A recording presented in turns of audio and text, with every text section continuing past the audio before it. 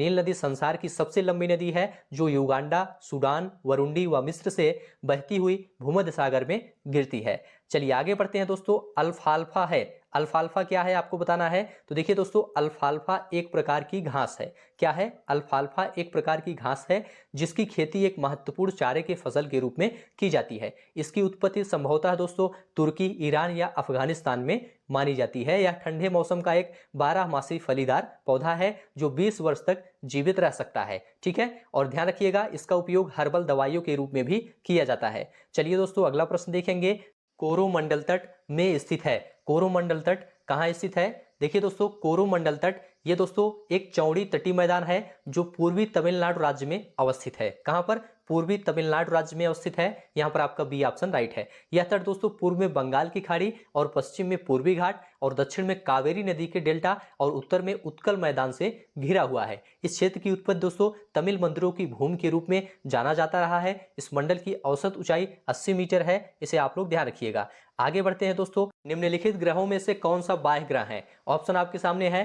देखिए दोस्तों, यहां पर आपका राइट आंसर है यूरेनस। यूरेनस एक बाह्य ग्रह है, इसलिए सी ऑप्शन आपका यहां पर राइट है। देखिए दोस्तों, 2006 में अंतरराष्ट्रीय खगोल संघ का प्राग सम्मेलन हुआ था। इस सम्मेलन में ग्रहों की संशोधित परिभाषा दी गई थी और यह कहा गया था कि सूर्य के चारों ओर दीर्घ वृत्ताकार कक्षा में चक्कर लगाने वाले आकाशीय पिंडों को ग्रह कहा जाएगा और एक निश्चित कक्षा में ग्रह का घूमना उसके गुरुत्वाकर्षण शक्ति के ऊपर निर्भर करता है, यह भी बताया गया। तो इस प्रकार कुल 8 ग्रह बताए गए हैं इस सम्मेलन में, जिसमें 4 ग्रह बुध, शुक्र, पृथ्वी तथा मंगल को आंतरिक या पार्थिव ग्रह के रूप में परिभाषित किया गया तथा बृहस्पति, शनि, अरुण और वरुण को दोस्तों बाह्य ग्रह या वृहद गैसीय ग्रह के रूप में परिभाषित किया गया। इसलिए सी ऑप्शन आपका यहां पर राइट हो जाएगा। यूरेनस क्या है? एक बाह्य ग्रह है। चलिए आगे बढ़ते हैं दोस्तों। अगला प्रश्न है, महाद्वीपीय धारा के सिद्धांत के अनुसार 250 मिलियन वर्ष पूर्व केवल एक महाद्वीप और एक महासागर था। उस महासागर का नाम क्या था? उस महासागर का नाम दोस्तों पैंथसाला महासागर था। इसलिए बी ऑप्शन आपका यहां पर राइट हो जाएगा। कौन सा महासागर? पैंथसाला महासागर था। ठीक है, तो बी ऑप्शन आपका यहां पर राइट है। अगला प्रश्न है, पृथ्वी एक घूर्णन लगभग में पूरा करती है, कितने घंटे में पूरा करती है? आपको यह बताना है। तो देखिए दोस्तों, यहां पर आपका राइट आंसर हो जाएगा 24 घंटे में पूरा करती है। पृथ्वी एक घूर्णन लगभग 24 घंटे में पूरा करती है। ए ऑप्शन आपका यहां पर राइट है। पृथ्वी की बात करें दोस्तों, पृथ्वी सूर्य से दूरी के क्रम में तीसरा और आकार की दृष्टि से 5वां सबसे बड़ा ग्रह है। यह अपने अक्ष पर एक चक्कर लगाने में 23 घंटे 56 मिनट तथा 4 सेकंड अथवा 24 घंटे का समय लेती है। सूर्य की परिक्रमा करने में 365 दिन लगता है। इसका एकमात्र उपग्रह चंद्रमा है। इसे आप लोग ध्यान रखिएगा। अगला प्रश्न देखेंगे दोस्तों, भूकंप की तीव्रता मापने के लिए हम किसका प्रयोग करते हैं? ऑप्शन आपके सामने है, आप लोग बताइए। देखिए दोस्तों, भूकंप की तीव्रता मापने के लिए हम मर्कली पैमाना और रिएक्टर पैमाना दोनों का प्रयोग करते हैं। इसलिए सी ऑप्शन आपका यहां पर राइट हो जाएगा। तो इसके बारे में थोड़ा सा ध्यान से देख लीजिए दोस्तों। भूपटल पर कंपन अथवा लहर को हम भूकंप कहते हैं, इसको याद रखिएगा। यह प्लेटों के सरकने, वलित पर्वतों के निर्माण या जलवाष्प या अन्य किसी कारण से पृथ्वी के भीतर असंतुलन पैदा हो जाने से अस्तित्व में आता है। भूकंप पृथ्वी के भीतर जिस बिंदु से प्रारंभ होता है दोस्तों, उसे हम फोकस बिंदु तथा धरातल पर स्थित वह बिंदु जहां से भूकंपनीय तरंगे निकलती हैं उसे दोस्तों इपी सेंटर कहते हैं। क्या कहते हैं? EP centre. सभी पॉइंट ध्यान से सुन लीजिए। भूकंपीय तरंगों का मापन दोस्तों सिस्मोग्राफ नामक यंत्र से किया जाता है, जबकि भूकंपीय तीव्रता का मापन दोस्तों रिएक्टर स्केल से किया जाता है। इसके अलावा दोस्तों मरकरी पैमाने से भी दोस्तों भूकंपीय तीव्रता का मापन किया जाता है। इसलिए दोनों ऑप्शन यहां पर आपका राइट है, सी ऑप्शन दोनों। चलिए आगे बढ़ते हैं। अगला प्रश्न देखेंगे, शहरी और औद्योगिक केंद्रों में जब धुएं के साथ कोहरा मिल जाता है तो इसे कहते हैं। तो इसे क्या कहते हैं? देखिए दोस्तों, यहां पर आपका ए ऑप्शन राइट हो जाएगा, उसे धूम कोहरा कहते हैं। ए ऑप्शन आपका यहां पर राइट। अगला प्रश्न है, निम्नलिखित में से कौन सा भारत के पूर्वी तट में शीत ऋतु की वर्षा के लिए अधिक उत्तरदायी है? तो यहां पर आपका राइट आंसर हो जाएगा दोस्तों सी ऑप्शन उत्तर पूर्वी मानसून। भारत के पूर्वी तट में शीत ऋतु की वर्षा के लिए दोस्तों उत्तर पूर्वी मानसून अधिक उत्तरदायी है। इसलिए सी ऑप्शन आपका यहां पर राइट है। उत्तर पूर्व मानसून दोस्तों अक्टूबर से नवंबर के बीच बंगाल की खाड़ी को पार करते समय नमी ग्रहण कर लेती हैं और तमिलनाडु, दक्षिण आंध्र प्रदेश, दक्षिण पूर्व कर्नाटक और दक्षिण पूर्व केरल में झंझावती वर्षा करती हैं। शीतकालीन वर्षा भारत में रबी फसल के लिए उपयोगी होती है। इसे आप लोग ध्यान रखिएगा। आगे बढ़ते हैं दोस्तों। अगला प्रश्न है, महासागरों और सागरों में पाई जाने वाली औसत लवणता है। ऑप्शन आपके सामने है, यहाँ पर आपका राइट आंसर क्या है? देखिए दोस्तों, महासागरों और सागरों में पाई जाने वाली औसत लवणता 35% है। बी ऑप्शन आपका यहाँ पर राइट है। सागरी जल के भार में दोस्तों घुले हुए पदार्थों के भार के अनुपात को सागरी लवणता कहते हैं। विश्व में दोस्तों सर्वाधिक लवणता तुर्की के वान झील की है, 330% है। इसे आप लोग याद रखिएगा। बी ऑप्शन आपका यहाँ पर राइट है। आगे बढ़ते हैं, स्थिर तरंग सिद्धांत द्वारा प्रतिपादित किया गया। किसके द्वारा प्रतिपादित किया गया? देखिए दोस्तों, स्थिर तरंग सिद्धांत HR हैरिस ने 1904 में दी थी। किसने? HR हैरिस ने। बी ऑप्शन आपका यहाँ पर राइट है। चलिए आगे बढ़ते हैं, अगला प्रश्न देखेंगे। निम्नलिखित में से कौन सा जैव निम्नीय नहीं है? यहाँ पर निम्नलिखित नहीं रहेगा, जैव निम्नीय रहेगा या निम्नीकरणीय रहेगा। ठीक है, तो यहाँ पर आपका राइट आंसर क्या हो जाएगा? ऑप्शन आपके सामने है। देखिए दोस्तों, जीवाणु, कवक या अन्य जीवों के द्वारा पदार्थों का रासायनिक विघटन जैव निम्नन कहलाता है, और जीवों के माध्यम से जिन पदार्थों का रासायनिक विघटन संभव है उन्हें जैव निम्नीय कहते हैं। ठीक है, तो ध्यान रखिएगा, यहाँ पर आपका जो प्लास्टिक पदार्थ है, प्लास्टिक पदार्थ, सी ऑप्शन, प्लास्टिक पदार्थ दोस्तों ये जैव निम्नीकरणीय नहीं होते हैं, जबकि जीव या पादप जैव ये निम्नीकरणीय होते हैं। और दोस्तों कंपोस्ट खाद जो है ये जैव निम्नीकरणीय द्वारा ही तैयार किया जाता है। तो सी ऑप्शन आपका यहाँ पर राइट हो जाएगा, प्लास्टिक पदार्थ। चलिए आगे बढ़ते हैं, अगला प्रश्न है, आसन्न पारिस्थितिकी तंत्रों के मध्य एक सीमा संक्रमण क्षेत्र कहलाता है। क्या कहलाता है आपको बताना है। देखिए दोस्तों, आसन्न पारिस्थितिकी तंत्रों के मध्य एक सीमा संक्रमण क्षेत्र इकोटोन कहलाता है। क्या कहलाता है? इकोटोन कहलाता है। ए ऑप्शन आपका यहाँ पर राइट है। इकोटोन में दोस्तों दो आसपास के तंत्रों अथवा क्षेत्रों का सह अस्तित्व होता है। ऐसे माध्यमिक क्षेत्रों का तकनीकी नाम दोस्तों इकोटोन कहलाता है। ठीक है, तो यह जीवों के बीच की कड़ी होता है, इसे आप लोग ध्यान रखिएगा। आगे बढ़ते हैं, अगला प्रश्न है, एक नदी, झील या झरने जैसे जलापूर्ति वाले स्रोत के निकट स्थित एक स्थान क्या कहलाता है? आपको यह बताना है। देखिए दोस्तों, एक नदी, झील या झरने जैसे जलापूर्ति वाले स्रोत के निकट स्थित एक स्थान नम बिंदु बस्ती कहलाता है। तो यहाँ पर आपका बी ऑप्शन राइट हो जाएगा, नम बिंदु बस्ती। ठीक है, तो इन नमी वाले स्थानों से कभी कभी दोस्तों मीथेन गैस निकलती है, इसे आप लोग ध्यान रखिएगा।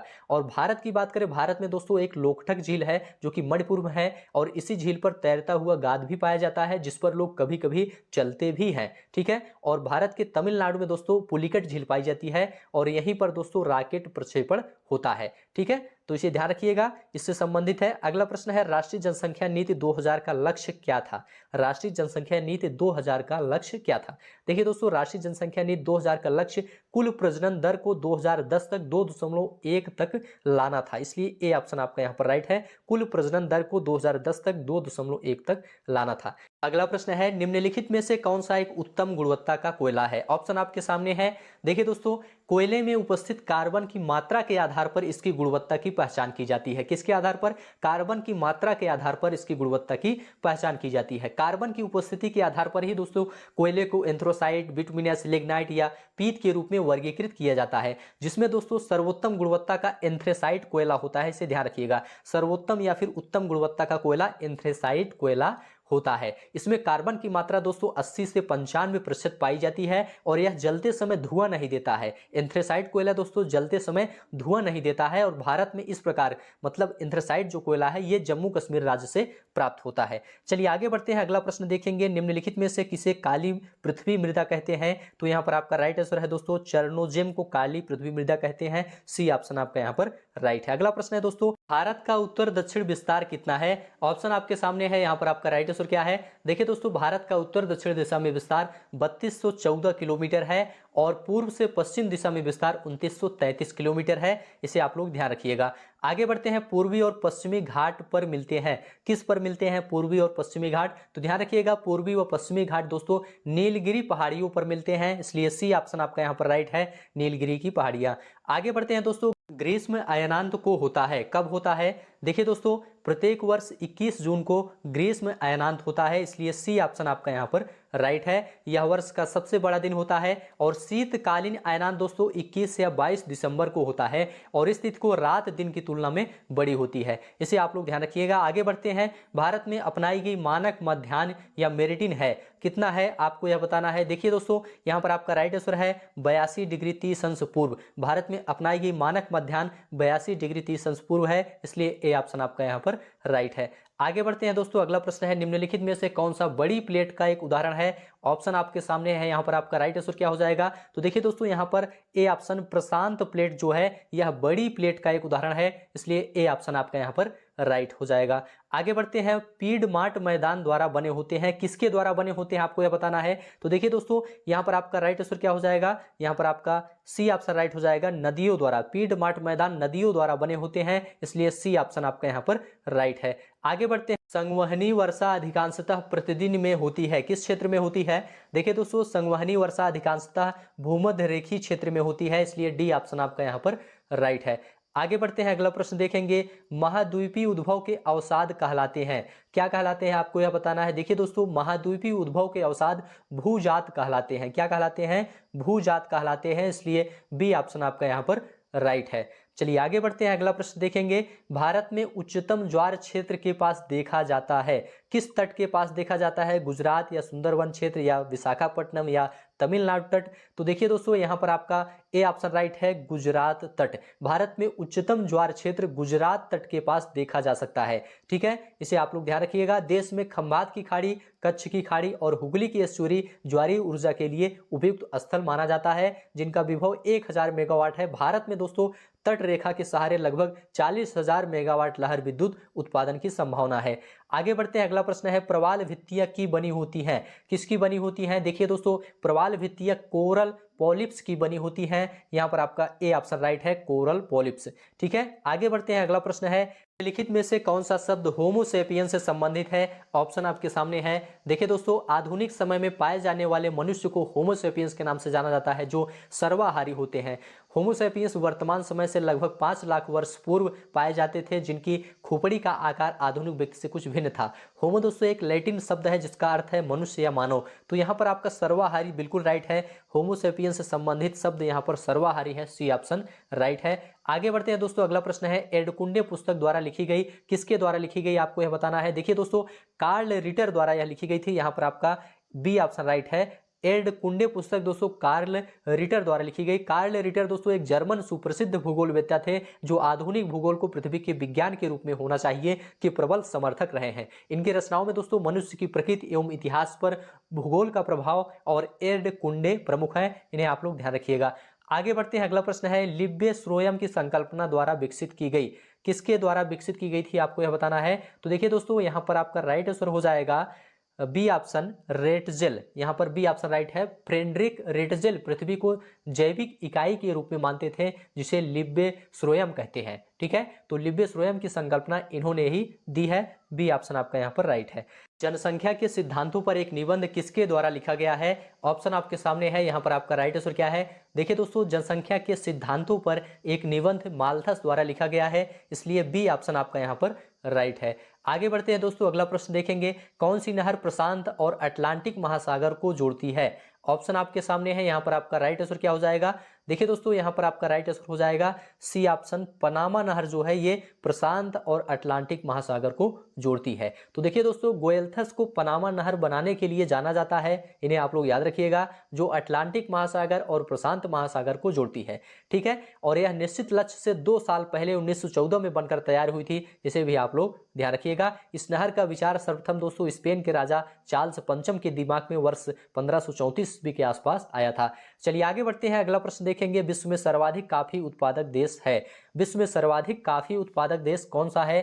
तो यहाँ पर आपका राइट आंसर हो जाएगा दोस्तों बी ऑप्शन ब्राजील। कौन सा, बी ऑप्शन ब्राजील। दक्षिण अमेरिका महाद्वीप के सबसे बड़े देश ब्राजील का विश्व में जनसंख्या व क्षेत्रफल दोनों की दृष्टि से 5वां स्थान है, और यहाँ की जलवायु उष्णार्द्र है, और इसके अधिकांश भाग पर सवाना जलवायु और सवाना घास के मैदान फैले हुए हैं, जिसे यहाँ इसको स्थानीय भाषा में कटिंगा नाम से पुकारा जाता है। अगला प्रश्न आपके सामने है, कौन सी नदी कश्मीर घाटी से बहती है। ऑप्शन आपके सामने है, यहाँ पर आपका राइट आंसर क्या है।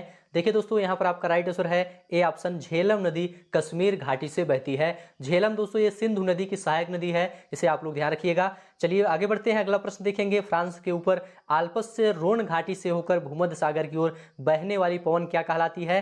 देखिए दोस्तों, फ्रांस के ऊपर आल्प्स से रोन घाटी से होकर भूमध्य सागर की ओर बहने वाली पवन मिस्ट्रल कहलाती है। क्या कहलाती है? मिस्ट्रल कहलाती है। इसे आप लोग ध्यान रखिएगा। इस ठंडी हवा की औसत गति दोस्तों 60 किलोमीटर प्रति घंटा तथा कभी कभी यह 130 किलोमीटर प्रति घंटा की गति से चलती है। चलिए आगे बढ़ते हैं, अगला प्रश्न है, मध्य प्रशांत महासागर से गुजरने वाली अंतरराष्ट्रीय तितरेखा सामान्यता का अनुसरण करती है। किसका अनुसरण करती है? देखिए दोस्तों, मध्य प्रशांत महासागर से गुजरने वाली अंतरराष्ट्रीय तितरेखा सामान्यता 180 डिग्री देशांतर का अनुसरण करती है, इसलिए ए ऑप्शन आपका यहाँ पर राइट है। आगे बढ़ते हैं दोस्तों, कौन सा एक अंतर्जनित बल नहीं है?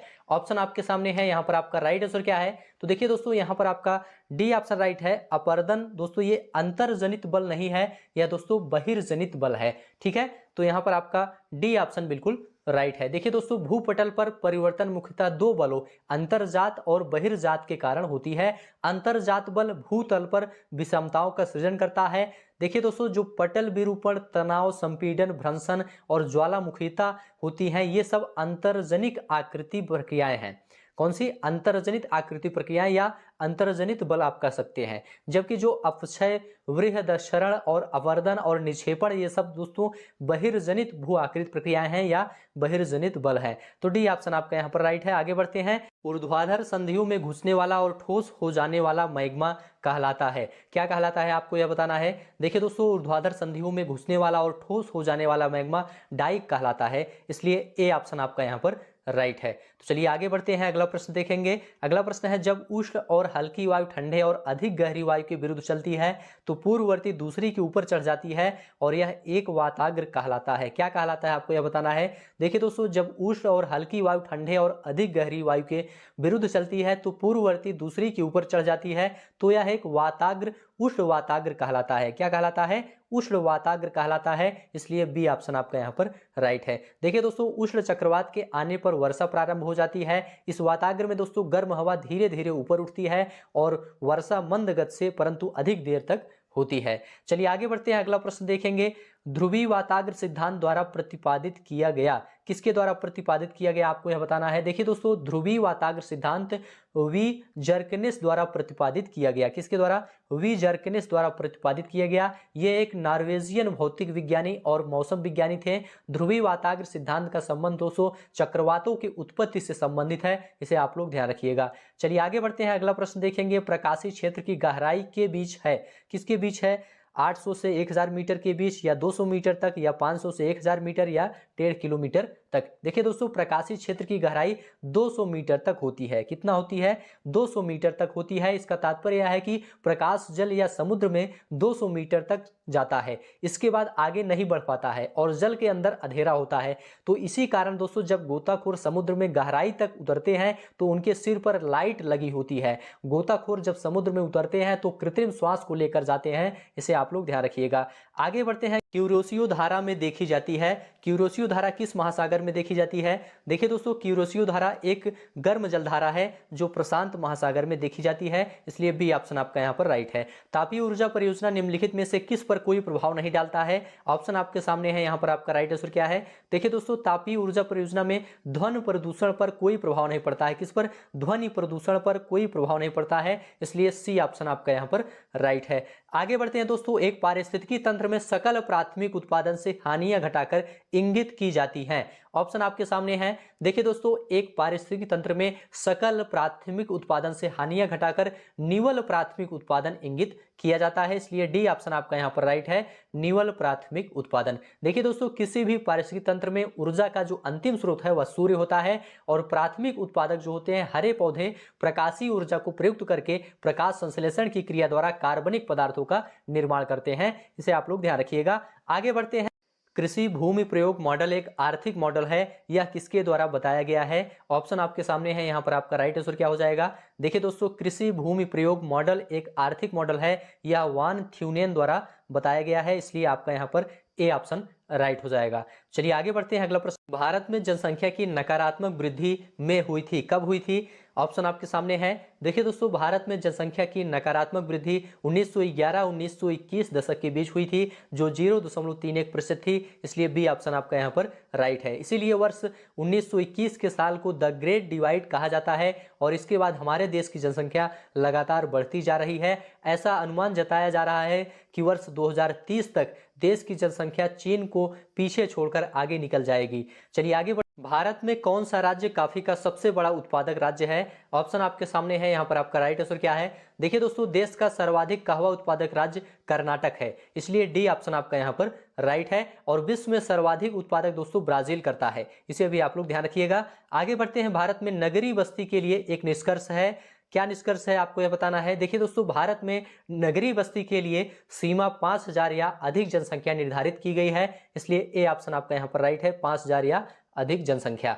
आगे बढ़ते हैं, डेट्रॉइट के लिए प्रसिद्ध है, किसके लिए प्रसिद्ध है डेट्रॉइट? देखिए दोस्तों, डेट्रॉइट अमेरिका के मिशिगन प्रांत का एक स्वचालित वाहन उद्योग शहर है। कौन सा? स्वचालित वाहन उद्योग शहर है, इसे आप लोग ध्यान रखिएगा, जो डेट्रॉइट के तट पर अवस्थित है। यहाँ हेनरी लीलैंड और हेनरी फोर्ड नामक प्रसिद्ध संस्थाएं हैं। मोटर गाड़ियों के अतिरिक्त दोस्तों यहाँ लोहा, इस्पात, तांबा, एल्यूमिनियम, लकड़ी व युद्धक विमान के भी उद्योग हैं, तो इसे आप लोग ध्यान रखिएगा। भारत की बात करें तो पीथमपुर को भारत का डेट्रॉइट कहा जाता है, जो मध्य प्रदेश के धार जिले में स्थित है। आगे बढ़ते हैं, अगला प्रश्न है, नई दिल्ली का सीबीडी है, ऑप्शन आपके सामने है, यहाँ पर आपका राइट आंसर क्या है? देखिए दोस्तों, दिल्ली का सीबीडी कनॉट प्लेस है, जो दिल्ली का सबसे बड़ा व्यावसायिक एवं व्यापारिक केंद्र है। इसका नाम ब्रिटेन के शाही परिवार सदस्य ड्यूक ऑफ कनॉट के नाम पर रखा गया था। इसकी डिजाइन दोस्तों WH निकोल और टॉर रसेल ने की थी। यह मार्केट अपने समय की दोस्तों भारत की सबसे बड़ी मार्केट थी। अपनी स्थापना के 70 वर्ष बाद भी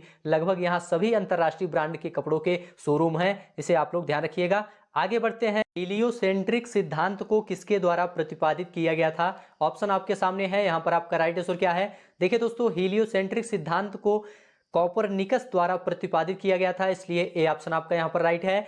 देखिए दोस्तों, कोपरनिकस पहले यूरोपियन खगोल शास्त्री हैं जिन्होंने पृथ्वी को ब्रह्मांड के केंद्र से बाहर किया, अर्थात हीलियोसेंट्रिज्म का सिद्धांत दिया, जिसमें ब्रह्मांड का केंद्र पृथ्वी ना होकर सूर्य था। इससे पहले अरस्तु मॉडल पर लोग विश्वास करते थे, जिसमें ब्रह्मांड का केंद्र पृथ्वी को बताया गया था और सूर्य, तारे व अन्य पिंड इसके चक्कर लगाते थे। लेकिन बाद में दोस्तों कोपरनिकस ने बताया कि पृथ्वी अपने अक्ष पर घूमती हुई 24 घंटे में एक चक्कर पूरा करती है और एक वर्ष में सूर्य की परिक्रमा पूरी करती है। यहाँ पर आपका ए ऑप्शन राइट है। आगे बढ़ते हैं, किसे आर्कटिक वृत्त कहा जाता है? ऑप्शन आपके सामने है। देखिए दोस्तों, आर्कटिक क्षेत्र को आर्कटिक वृत्त 66 डिग्री 5 अंश के उत्तरी क्षेत्र के रूप में परिभाषित किया गया है, जो अर्धरात्रि सूर्य और ध्रुवीय रात की अनुमानित सीमा है। यहाँ पर आपका ए ऑप्शन राइट है, 66 डिग्री 5 अंश उत्तर। ठीक है, आगे बढ़ते हैं, अगला प्रश्न देखेंगे, अपने ही स्थान पर शैलों की विघटन और अपघटन की प्रक्रिया क्या कहलाती है? देखिए दोस्तों, अपने ही स्थान पर शैलों की विघटन और अपघटन की प्रक्रिया अपक्षय कहलाती है। क्या कहलाती है? अपक्षय कहलाती है, इसे आप लोग ध्यान रखिएगा। तो यहाँ पर आपका ए ऑप्शन राइट है। आगे बढ़ते हैं दोस्तों, कणिकामय विघटन का एक उदाहरण है। कणिकामय विघटन का एक उदाहरण क्या है? देखिए दोस्तों, कणिकामय विघटन यांत्रिक अपक्षय का एक उदाहरण है। किसका? यांत्रिक अपक्षय का एक उदाहरण है। अपक्षय वह प्रक्रिया है जिसके द्वारा पृथ्वी की सतह पर मौजूद चट्टानों में टूट फूट होती है और यह अपरदन से भिन्न होता है, क्योंकि इसके टूटने से निर्मित भूपदार्थ एक जगह से दूसरी जगह नहीं जाते हैं। तो इसे आप लोग ध्यान रखिएगा। आगे बढ़ते हैं दोस्तों, मध्य कपासी का एक उदाहरण है। मध्य कपासी किसका एक उदाहरण है, आपको यह बताना है। देखिए दोस्तों, यहाँ पर आपका बी ऑप्शन राइट है, मध्य कपासी मध्य मेघ का एक उदाहरण है। तो जलवाष्प के संघनन के फलस्वरूप निर्मित जलराशि को बादल या मेघ कहते हैं, इसे आप लोग ध्यान रखिएगा। ये प्रायः हवा के रुद्धोष्म प्रक्रिया द्वारा ठंडे होकर उसके तापमान के औसाग बिंदु के नीचे गिरने पर बनते हैं। पृथ्वी से ऊंचाई के आधार पर दोस्तों बादल को 4 प्रकार, उच्च मेघ, मध्य मेघ और निम्न मेघ व ऊर्ध्वाधर मेघ के रूप में वर्गीकृत किया गया है, इसे आप लोग ध्यान रखिएगा। कोपेन का जलवायु वर्गीकरण किस पर आधारित था? ऑप्शन आपके सामने है। देखिए दोस्तों, कोपेन का जलवायु वर्गीकरण वर्षा और तापमान पर आधारित था। इसे आप लोग ध्यान रखिएगा। एक संक्रमण क्षेत्र जहां पादप समुदाय प्राकृतिक रूप से एक दूसरे में मिलते हैं क्या कहलाते हैं? देखिए दोस्तों, एक संक्रमण क्षेत्र जहां पादप समुदाय प्राकृतिक रूप से एक दूसरे में मिलते हैं संक्रमिका कहलाते हैं। इसलिए ए ऑप्शन आपका यहाँ पर राइट है। आगे बढ़ते हैं दोस्तों, पर्यावरणीय निम्नीकरण भारत में निम्नलिखित में से किस क्षेत्र में उच्चतम है? आपको यह बताना है। देखिए दोस्तों, पर्यावरणीय निम्नीकरण भारत के छोटा नागपुर पठार में सर्वाधिक होती है। इसलिए बी ऑप्शन आपका यहाँ पर राइट है, छोटा नागपुर पठार। यह पठार दोस्तों झारखंड, उड़ीसा, बिहार व छत्तीसगढ़ में फैला हुआ है। यह पूर्व कैम्ब्रियन युगीन चट्टानों से बना है। इसकी विशेषताओं में से एक पात भूमि है। इसे भारत का रूर भी कहा जाता है। ठीक है, क्योंकि यहाँ संसाधनों की अधिकता है इसलिए भारत का रूर भी कहा जाता है। यह पठार उत्तर में गंगा और सोन बेसिन तथा दक्षिण में महानदी बेसिन के बीच में स्थित है। आगे बढ़ते हैं दोस्तों, अगला प्रश्न है, ऊर्जा का पिरामिड सदैव होता है?